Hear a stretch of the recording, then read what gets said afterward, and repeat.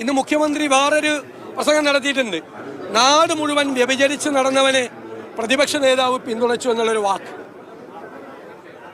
സ്വയം കണ്ണാടി നോക്കിയാൽ മതി. പിണറായി വിജയൻ സ്വയം ഒന്ന് കണ്ണാടി നോക്കണം.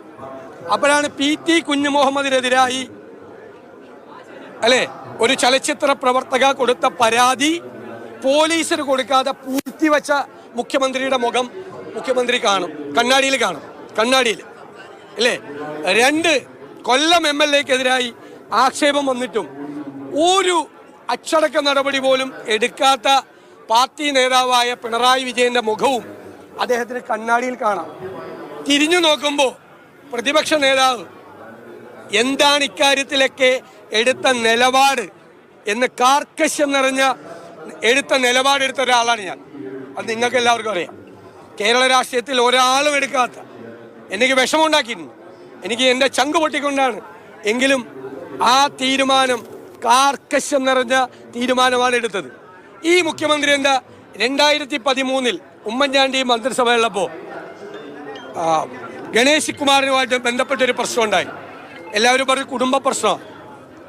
അന്ന് പാർട്ടി സെക്രട്ടറിയായ പിണറായി വിജയൻ ഉമ്മൻചാണ്ടിയോട് ഗണേശനെ പുറത്താക്കണമെന്ന് പറഞ്ഞു. ഗണേശന്റെ രാജി എഴുതി വാങ്ങി ഉമ്മൻചാണ്ടി. ഇപ്പം അതിനേക്കാൾ രൂക്ഷമായ പ്രശ്നം ഗണേശന്റെ ഉണ്ടായി. അപ്പം മുഖ്യമന്ത്രിയാണ് പിണറായി വിജയൻ. രാജിവെക്കേണ്ട ആവശ്യമില്ല, കുടുംബ പ്രശ്നമാണെന്ന് പറയുന്നു. ആ 2013 ഈ 2026 കൂടി ഒന്ന് കൂട്ടിവെച്ചിട്ട് ഒന്ന് കണ്ണാടി നോക്ക്.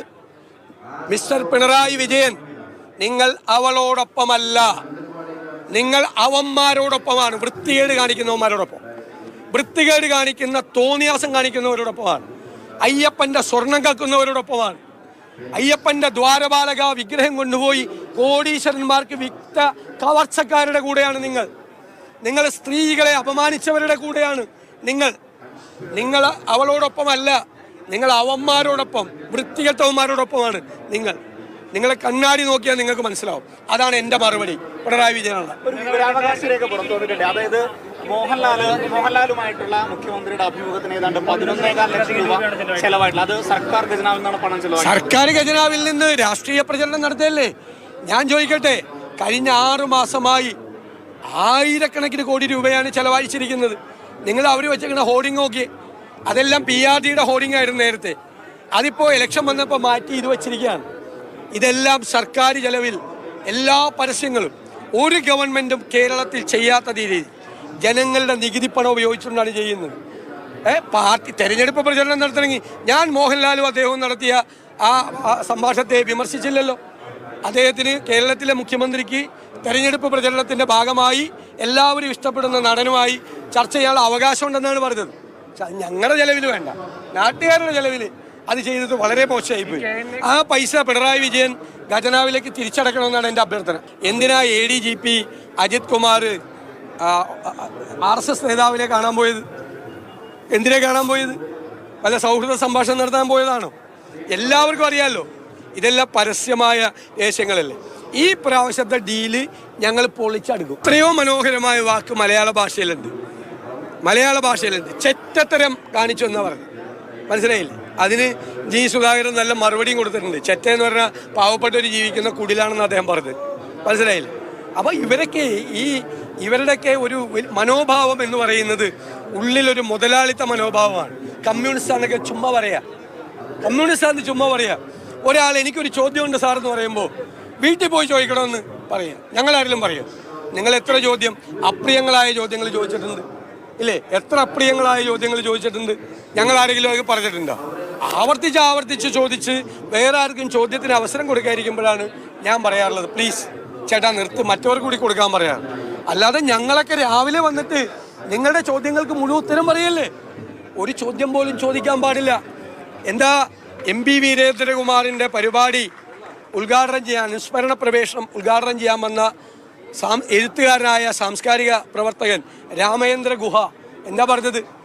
ഇന്ത്യ കണ്ട ഏറ്റവും വലിയ ഏകാധിപതിയായ കമ്മ്യൂണിസ്റ്റ് മുഖ്യമന്ത്രിയാണ് പിണറായി വിജയൻ എന്നാണ്. മുൻകൊടുത്ത മോഡി എന്നാണ് അദ്ദേഹം പറഞ്ഞത് പിണറായി വിജയനെ.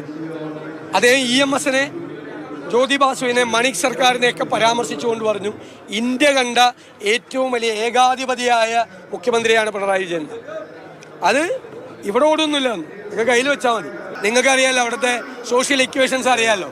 എന്തുകൊണ്ടാണ് ബിസിനസ്സുകാരനായ പശ്ചാത്തലമില്ലാത്ത റസാഖിനെ നിർത്തിയത്? രമേശ് പിഷാരടി കഴിഞ്ഞ ഒരു ദശാബ്ദകാലത്തിലധികമായി കോൺഗ്രസ് വേദിയിൽ എല്ലാ പരിപാടിയിലും പങ്കെടുക്കുന്ന, ഞാൻ കോൺഗ്രസ്സുകാരനാണ് എന്ന അഭിമാനത്തോടെ പറയുന്ന ഒരു ചലച്ചിത്ര പ്രവർത്തകനാണ് അല്ലേ. എൻ്റെ 2016 തെരഞ്ഞെടുപ്പിൽ എനിക്ക് വേണ്ടി പ്രചരണം നടത്താൻ വന്നിട്ടുണ്ട്. 2021 എനിക്ക് വേണ്ടി പ്രചരണം നടത്താൻ വന്നിട്ടുണ്ട്. കേരളം മുഴുവൻ എല്ലാ ജില്ലകളിലും പോയി എല്ലാ തെരഞ്ഞെടുപ്പുകളിലും UDF വേണ്ടി പാർലമെന്റ് തെരഞ്ഞെടുപ്പ് ഉൾപ്പെടെ 2019, 24 എല്ലായിടത്തും പ്രചരണം നടത്തിയ ഞാൻ കോൺഗ്രസ്സുകാരനാണ് എന്ന് പറയുന്ന നേതാവാണ്. മനസ്സിലായില്ല? അദ്ദേഹത്തെ കോമാളി എന്ന് വിളിച്ച് എത്രമാത്രം അധപ്പതിച്ചു CPM നേതാക്കളെ, എത്രമാത്രം അധപ്പതിച്ച്. ഇവരുടെയൊക്കെ ഉള്ളിലുള്ളത് ഒരു കമ്മ്യൂണിസ്റ്റ് അല്ലവര്, ഇവരുടെയൊക്കെ ഉള്ളിലുള്ളത് ഇതാണ്, ഈ ധാർഷ്ട്യവും ധിക്കാരവുമാണ്. അതെങ്ങനെ? ഒരു ലത്തീൻ സഭയ്ക്കൊന്നും ഒരു അമർഷവും ഇല്ല. ഞാൻ പുതുയുഗ യാത്രയുടെ 100-ലധികം വേദിയിൽ പ്രസംഗിച്ച അതേ കാര്യമാണ് പറഞ്ഞത്. കേരളത്തിൽ ഒരാളും വർഗീയത പറയുന്ന ആളുകൾ ബ്ലാക്ക് മെയിൽ ചെയ്യാൻ വേണ്ടി UDF അടുത്തേക്ക് വരണ്ടെന്ന് പറഞ്ഞത്. ലത്തീൻ സഭ വർഗീയത പറയുന്ന ആളാണെന്ന് ഞാൻ പറഞ്ഞിട്ടുണ്ടോ? ലത്തീൻ സഭ ഒരിക്കലും വർഗീയത പറയാത്തവരാണ്. അല്ല, അവര് ഒരിക്കലും വർഗീയത പറയുന്നവരെന്ന് ഞാൻ പറഞ്ഞത്. ലത്തീൻ സഭ ഒരിക്കലും വർഗീയത പറഞ്ഞിട്ടില്ല. ഞാൻ കൊച്ചിയിൽ പ്രസംഗിച്ചത് നിങ്ങൾ 1-2 ചാനൽ കട്ട് ചെയ്തെടുത്ത് അത് ലത്തീൻ സഭയ്ക്ക് എതിരായിട്ടാക്കിയതാ. ഞാൻ 100-ലധികം വേദിയിൽ എൻ്റെ പ്രസംഗം മുഴുവൻ സോഷ്യൽ മീഡിയ ഹാൻഡിൽ കിടക്കുന്നുണ്ട്. 100-ലധികം സ്റ്റേജുകളിൽ പറഞ്ഞ കാര്യം കേരളത്തിലെ എല്ലാ ജില്ലകളിലും ഞാൻ കാസർഗോഡ് പോയി പറഞ്ഞത് ലത്തീൻ സഭയ്ക്കെതിരാണ്. അതൊക്കെ നിങ്ങളങ്ങനെ ചിലരെ ആക്കുകയാണ്. ലത്തീൻ സഭ വർഗീയത പറയുന്നവരല്ല.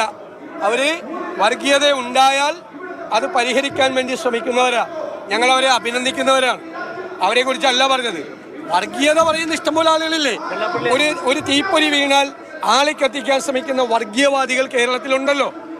ആ വർഗീയവാദികൾക്കെതിരായി വിട്ടുവീഴ്ചയില്ലാത്ത അവരാണ് ഞങ്ങളുടെ വോട്ട് ബാങ്ക് ഉണ്ട്, ഞങ്ങൾ തോപ്പിച്ചു കളയും എന്നൊക്കെ പറഞ്ഞു വരുന്നത്. എനിക്കെതിരെ നേരത്തെ BDJ സ്ഥാനാർത്ഥിയായിരുന്നു, അവിടെ BJP സ്ഥാനാർത്ഥിയാക്കി. എന്നിട്ട് എന്താ ഉയർന്ന BJP നേതാവ് എന്താ പറഞ്ഞത്? 3-ാമത്തെ സ്ഥാനത്ത് വരുന്നവർ സതീശനെ തോപ്പിക്കാൻ 2-ാം സ്ഥാനത്ത് വരുന്നവർക്ക് വോട്ട് മറിച്ചു കൊടുക്കണോ? അല്ലേ? അങ്ങനെയല്ലേ പറഞ്ഞത്? അതല്ലേ ഇപ്പം നടന്നുകൊണ്ടിരിക്കുന്നത്. എനിക്കെതിരായിട്ട് BJP സ്ഥാനാർത്ഥിയുണ്ട്, SDPI സ്ഥാനാർത്ഥിയുണ്ട്, എല്ലാം ഉണ്ട്. എന്തുകൊണ്ടാ? വർഗീയതയ്ക്കെതിരായി വിട്ടുവീഴ്ചയില്ലാത്ത കാർക്കശ്യം നിറഞ്ഞ നിലപാടെടുക്കുന്നുണ്ട്. അതിനെ ലത്തീൻ സഭയായിട്ട് കൂട്ടി വായിക്കണ്ട. ലത്തീൻ സഭ, ഞാൻ ആവർത്തിച്ച് പറയുന്നു, ഒരു വർഗീയ പ്രചരണവും ഇന്നുവരെ നടത്താത്ത സമുദായ സൗഹാർദ്ദത്തിന് വേണ്ടി നിലകൊള്ളുന്ന സഭയാണ്.